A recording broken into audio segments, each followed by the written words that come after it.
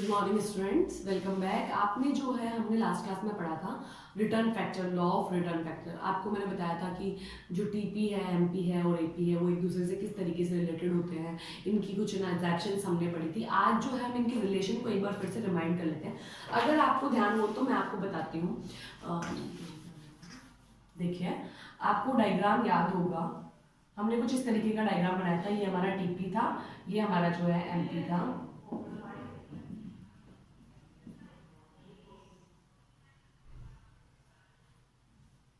ये आपका minus portion, ये आपका प्लस पोर्शन। आपको याद होगा स्टूडेंट्स, मैंने आपको बताया था कि टीपी जो है वो स्टार्टिंग में इंक्रीज होती है, इंक्रीज, और एमपी जो है वो भी इंक्रीज होकर डिक्रीज होती है टीपी की इंक्रीजिंग रेट पे। तो जो फर्स्ट पॉइंट आपका रहेगा वो ये रहेगा students. So MP is increases when TP is increases, MP increases in increasing rate of TP.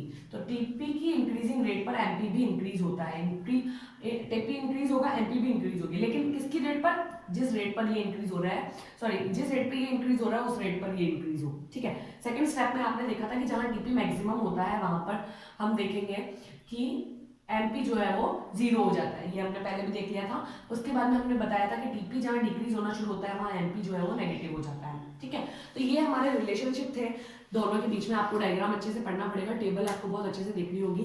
First, second और थर्ड, तीन तरह के स्टेप्स जो है वहां पर आपको देखने को मिलती है। ठीक है। फिर हमने यहाँ पे जो पढ़ना था वो, ये तीनों पॉइंट आपके लिए बहुत जरूरी है। फर्स्ट पॉइंट मैं आपको फिर से रिमाइंड करा देती हूँ। टीपी इंक्रीज होता है, एमपी भी इंक्रीज होता है। टीपी इंक्रीज होता है एमपी की इंक्रीजिंग रेट पर। ठीक है।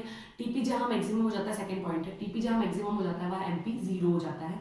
और थर्ड पॉइंट ये है कि जहां टीपी डिक्रीज होना शुरू होता है वहां एमपी जो है वो नेगेटिव हो जाता है। क्लियर है। इसके बाद में मैंने आपको कहा था एपी का रिलेशन अपन ने नहीं देखा है, एपी का रिलेशन भी हम देख लेते हैं।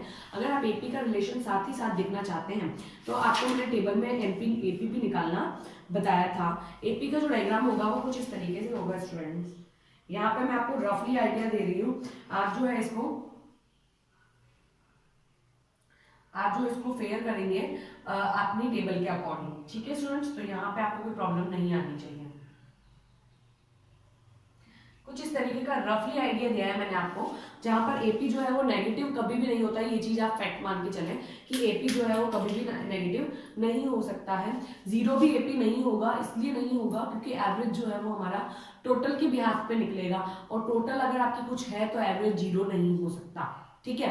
तो ये चीज तो फैक्ट है। तो एपी और एमपी में रिलेशन क्या होता है स्टूडेंट्स, हमको ये देखना है। AP increase so long as MP greater than AP. हमको एपी इंक्रीज होता है बट एमपी जो है एपी से हमेशा ज्यादा रहता है फर्स्ट ट्रैक में। अगर आप यहाँ देखते हैं तो देखिए एमपी ऊपर की साइड है और एपी नीचे की साइड है। तो एपी इंक्रीज हो रहा है बट एमपी से थोड़ा सा कम, एमपी ग्रेटर देन में रहेगा। ठीक है। फिर एपी डिक्रीज होता है, ये बात भी सही है, एमपी भी डिक्रीज होती है, बट डिक्रीज होने की रेट अगर आप देखते हैं तो एपी की जो है वो ज्यादा रहेगी और एमपी की थोड़ी सी कम रहेगी। दोनों ही डिक्रीज हो रहे हैं अगर आपको नजर आ रहा है, लेकिन एपी डिक्रीजिंग रेट ज्यादा है एमपी से। क्लियर है। एक पॉइंट पर ये एक दूसरे को कट करते हैं, जिस पॉइंट पे इन्होंने एक दूसरे को कट किया इसको मैंने ई नाम दिया है। ई नहीं देती हूँ, एक काम करती हूँ एम दे देती हूँ। एम देने पे यहाँ पे हम देखेंगे कि एपी इक्वल्स टू एमपी भी हो जाता है। ठीक है। और हम ये देखेंगे यहाँ पर कि एमपी में भी जीरो और negative, but AP continue to be positive. AP negative भी हो सकता है और जीरो भी हो सकता है, बट एपी जो, सॉरी, एमपी नेगेटिव भी हो सकता है, जीरो भी हो सकता है, बट एपी कभी भी ना तो नेगेटिव होगा ना ही जीरो। ये मैंने आपको फर्स्टली बता दिया। तो तीन पॉइंट हमने याद किए टीपी और एमपी के। टीपी और एमपी के आपने तीन पॉइंट याद किए हैं। मैं रिमाइंड करा रही हूँ स्टूडेंट्स। फर्स्ट जो था कि टीपी इंक्रीज होता है, एमपी भी इंक्रीज होता है इंक्रीजिंग रेट पर। ठीक है। टीपी किस रेट पे इंक्रीज होता है? एमपी की इंक्रीजिंग रेट पे। सेकेंड हमने देखा था कि टीपी जहां मैक्सिमम हो जाता है वहां पे एमपी जीरो हो जाएगा। थर्ड पॉइंट हमने देखना है, टीपी डिक्रीज होता है, एमपी नेगेटिव हो जाता है। डिक्रीज तो होगा बट नेगेटिव हो जाता है। क्लियर है। फिर हमने रिलेशनशिप बिटवीन एपी और एमपी देखा है। तो एपी और एमपी में आप रिलेशन देखेंगे, वहां पे भी हमने तीन पॉइंट देखे स्टूडेंट। फर्स्ट हमने देखा कि दोनों ही इंक्रीज होते हैं, एपी इंक्रीज एमपी भी इंक्रीज, बट अगर आप कंपैरेटिवली देखते हैं तो एमपी की इंक्रीजिंग रेट ज्यादा होगी एपी से। क्लियर है। सेकेंड हम देखते हैं कि एपी और डिक्रीज होता है तो एमपी भी डिक्रीज होता है, ये बात सही है, बट डिक्रीजिंग रेट भी एपी की ही ज्यादा रहने वाली है, ठीक है। तो एमपी लेस देन हम कह सकते हैं एपी डिक्रीजिंग रेट में। तीसरा पॉइंट आपने देखा कि एक पॉइंट यहाँ आएगा जहां एपी इक्वल्स टू एमपी हो जाएगा, वहां पे हमने पॉइंट दे दिया है आपको एम पॉइंट पे, ठीक है स्टूडेंट्स। तो ये हमारे रिलेशनशिप मैंने आपको बहुत ही शॉर्ट में बताए हैं, बिकॉज लॉन्ग है भी नहीं, समझाने जितना जो था वो मैंने समझा दिया।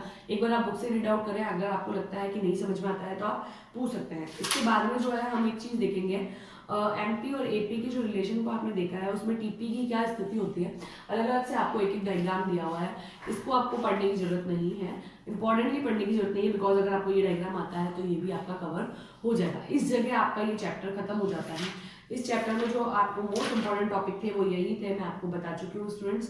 अगर आपको फिर भी कोई प्रॉब्लम आती है तो आप पूछ सकते हैं। नेक्स्ट चैप्टर हम कॉस्ट स्टार्ट करेंगे। कॉस्ट की बेसिक नॉलेज मैं आपको दे देती हूँ। कॉस्ट जो है वो आपकी प्रोडिक्शन में काम आती है, और प्रोडिक्शन गुड्स और सर्विसेज के बनने तक का जो भी खर्चा आता है वो हमारा कॉस्ट होता है। अलग अलग तरह की कॉस्ट के बारे में हम नेक्स्ट चैप्टर में पढ़ने वाले हैं। ये आप अच्छे से पढ़ें, आपको लगता है कि आपको कोई प्रॉब्लम आती है तो आप पूछ सकते हैं। अब एक और स्टूडेंट्स बात कि हमने जो है आपको प्रोजेक्ट वर्क दिया है, तो बहुत सारे स्टूडेंट्स जो हैं वो उनके लिए नया होगा। वैसे आपने 10th में बनाए हैं प्रोजेक्ट्स, तो मुझे नहीं लगता कि आपको बहुत ज़्यादा ज़रूरत है कि मैं समझाऊं, बट मैं फिर भी आपको एक बार बता देती हूँ कि 11th क्लास के जो प्रोजेक्ट्स बनेंगे, मिनिमम आप 20 पेजेस का प्रोजेक्ट बनाएंगे, मिनिमम बताया मैंने आपको। टॉपिक्स मैंने आपको एक PDF स्क्रीनशॉट भी भेजा है। दूसरा मैंने आपको एक और जो है फाइल भेजी है, अगर किसी की फाइल ओपन नहीं होती है तो आप वो जो आपका स्क्रीनशॉट PDF है, इमेज जो है उसको आप देखें, आपको उसमें टॉपिक्स मिल जाएंगे। जो भी टॉपिक्स आपको उसमें 11th क्लास के अवेलेबल है, आप उसमें से एक अपना टॉपिक चूज कर ले जो भी आपको अच्छा लगता है, उसके ऊपर आपको प्रोजेक्ट बनाना है। प्रोजेक्ट में जो है आप स्टूडेंट्स ध्यान रखें, मिनिमम 20 पेजेस होंगे। फाइल आप अच्छे से मैनेज करें, उसको डेकोरेट करें, डेटा अच्छा लिखें, कुछ पिक्चर्स हो, लाइन डायग्राम्स हो, अपने जो डायग्राम्स बनते हैं एज यूजुअल उनको आप ऐड करें, अच्छा सा आप प्रोजेक्ट बनाएं ताकि आपको जो मार्क्स हैं वो अच्छे से मिले। ओके, अगर आपको फिर भी कोई कंफ्यूजन होती है तो आप पूछ सकते हैं, बट प्रोजेक्ट के लिए इतना ज़्यादा सोचने की जरूरत नहीं है। आपने 10th में प्रोजेक्ट बनाए हैं, कैसे बनते हैं वो आपको पता है, मुझे बताने की जरूरत नहीं है। एक चीज़ आप ध्यान रखें कि प्रोजेक्ट का फर्स्ट पेज जो होगा वो आपके नाम वगैरह जो भी आप लिखते हैं, नेम, क्लासेस, टॉपिक, सब्जेक्ट वगैरह जो सब चीज़ें आप लिखते हैं उनकी होगी। सेकंड पेज पे आप जो है आप ये लिखें, एक्नॉलेजमेंट का पेज डालें, फिर जो है आप लास्ट में बिब्लियोग्राफी और कंक्लूजन का पेज जरूर डालें। अगर आपको नहीं समझ में आता है बिब्लियोग्राफी क्या है, कंक्लूजन क्या है, तो नेक्स्ट क्लास में मैं आपको फिर भी बता दूंगी। और एक्नॉलेजमेंट क्या होती है आपको पता होगा, आपने लास्ट क्लास में देखी है। प्रोजेक्ट बनाए, अच्छे से बनाए।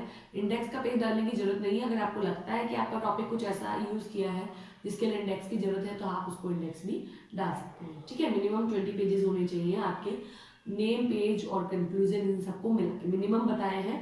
मैक्सिमम आपकी जो इच्छा होती है वो आप कर सकते हैं। प्रोजेक्ट अच्छे से बनाए ताकि आपको मार्क्स हम दे सकें। ओके, अगर आपको कोई प्रॉब्लम आती है तो आप पूछ सकते हैं। Thank you.